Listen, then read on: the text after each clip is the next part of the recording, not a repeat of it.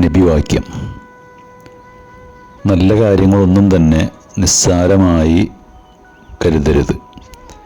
നിൻ്റെ സഹോദരനുമായി മുഖപ്രസന്നതയോടെ, അതായത് പുഞ്ചിരിയോടെ കണ്ടുമുട്ടുക എന്നതാണെങ്കിലും. മറ്റൊരു നബിവാക്യത്തിൽ പറയുന്നുണ്ട്, നിൻ്റെ സഹോദരൻ്റെ മുഖത്ത് നോക്കി പുഞ്ചിരിക്കുന്നത് നിനക്കതൊരു ദാനധർമ്മമായി രേഖപ്പെടുത്തപ്പെടും. പുഞ്ചിരിക്ക് മാനസിക, ശാരീരിക, സാമൂഹിക തലങ്ങളിൽ വലിയ പ്രാധാന്യമുണ്ട്.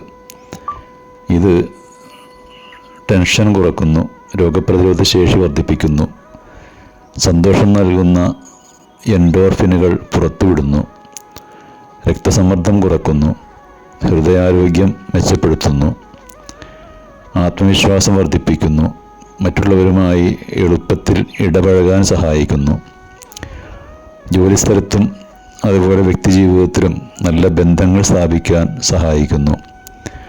ഇങ്ങനെ നിരവധി സൽഫലങ്ങൾ പ്രദാനം ചെയ്യുന്നതാണ് പുഞ്ചിരിയും മുഖപ്രസന്നതയും.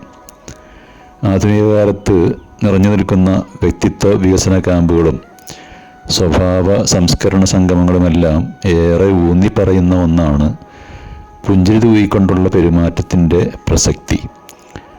14 നൂറ്റാണ്ടുകൾക്ക് മുമ്പേ തന്നെ നബി തിരുമേനി ജനങ്ങളോട് ഉപദേശിച്ച കാര്യമാണിത്.